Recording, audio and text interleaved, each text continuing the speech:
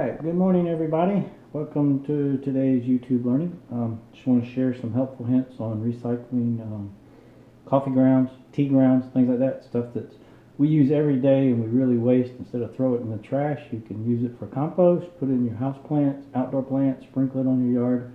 You go through a lot of it. There's really no reason not to recycle, but I just want to show you some hints that I learned from my wife's grandmother and aunt out in Claxton, Georgia. Hazel Stubbs and Annie's. Louise Craft, and they were two amazing women, and it's just amazing over the years how we've gotten kind of wasteful, but you know, learning from your grandparents is something you just can't throw away. You got to kind of spread that on to your kids. So I'm going to show you. You can do it with your kids. The kids like it, they think it's fun, and they're learning, and they can show it in school for class projects too, but it's easy to do. So here we go. Alright, I have a standard Keurig. Everybody's got some different models. This one's a couple years old now.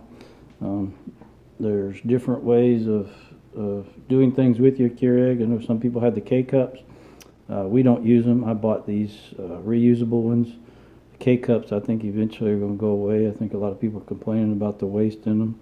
But I know they've got them at the office and they're handy. I mean, that's what it's for. That's what the machine was designed for. But there are ways that you can even save with the K-Cups. But I'm going to show you the way we do it here at the house. I did it at the office too. But as you can see, I've got this one in the coffee pot right now. That's one style. I also bought a second style. I prefer this one better. This one has more screens on it and it filters really well, but it's a lot easier to use. It has a different container system. But basically, you know, I do 1 or 2 cups of coffee a day. Just take a platter, and when you empty out your coffee, you just set it on the platter. If you let it dry for a few hours, or if you just have 1 cup in the morning, when you come back after work, it'll be ready to come out, but once it dries, it comes out pretty good. As you can see, it expands when it gets wet, but there's a lot of coffee grounds in there. When it's wet, you have to kind of get it out, but there you go. That's 1 cup of coffee. That's a lot of grounds. You'll see it kind of piles up. And then basically, you just rinse these out. If you've never tried them and you're so used to the K-Cups, give this a try. It's real easy. There you go, it's finished. Now these other one, it works, I just don't like it as well. This is the standard holder or placement alignment that comes in with the machine. These are the reusable ones that you can buy. They're different colors. I put a little arrow because it's got a hinge. What you have to do is pop that up and then empty it out. Of course, like I said, doesn't come out as easy when it's wet, but once it dries, but same principle, just knock it out. It's easier with 2 hands, but you get it out, put it on the plate, and then rinse it, same as the other one. But that's 2 cups of coffee. That's a small little, saucer, but that can really pile up over a week. And if you're at the office and you got 20, 30 people using the same coffee machine, you'd be amazed at how many coffee grounds you can get. If you're at work, you want to do this, I got a quick suggestion. What I did is they use Folgers or Maxwell House at work, but they have these plastic containers. I took a Sharpie and just write on there, recycle, or please put your K-Cups in here. When they pull the K-Cups out, they just toss them in the container.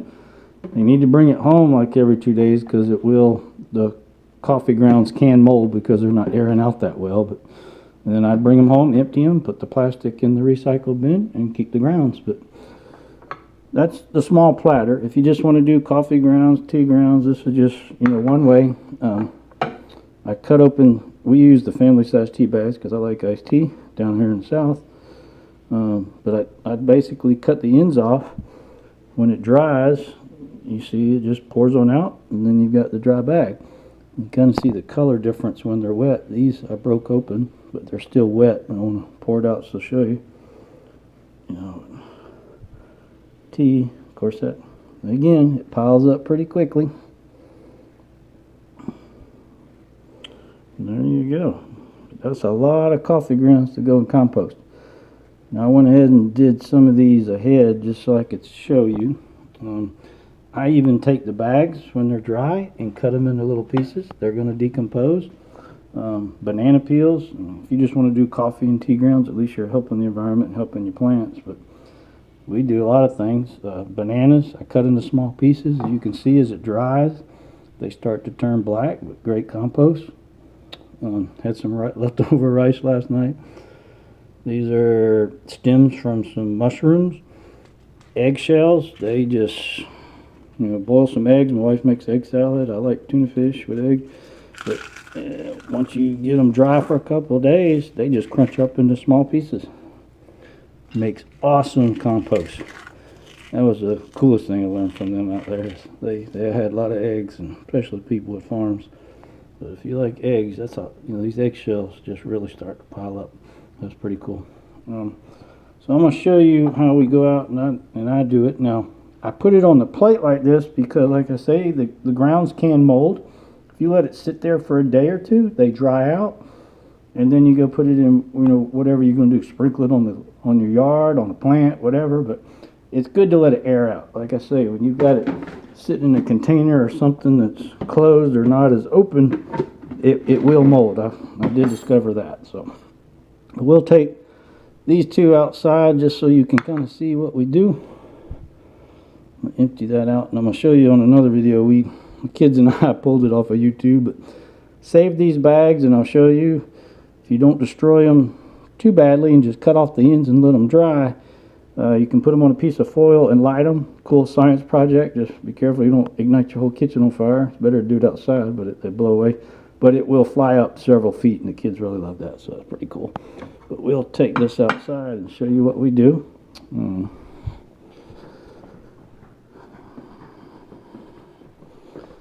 Nice day.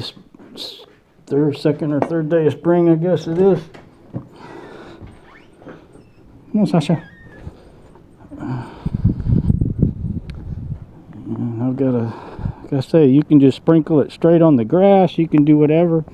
I've got a lot of plants. I've got stuff that has to go out to the farm. But here's some banana trees and some lower petalums.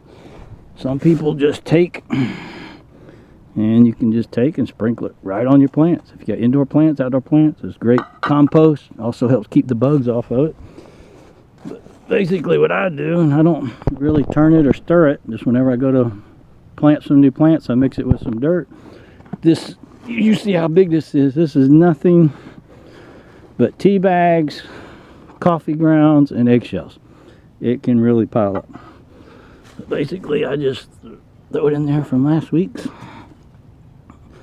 And this one I've even got some tangerines, things like that rice from last night. But put it all in there, and then you've got some compost, and great for plants. I mean, it really helps green them up, and you're saving the environment. I think it's pretty cool. It's easy to do, and really, if you think about it, there's no reason why we can't do this. If you don't want to, like I say, pile it up, then every morning go sprinkle it out in your yard. It's great for the grass. So anyway, hope that helped. Learn something, pass it on to the kids, and that's my little 2 cents on helping the environment and recycling, and hope you enjoyed it. Thanks a lot.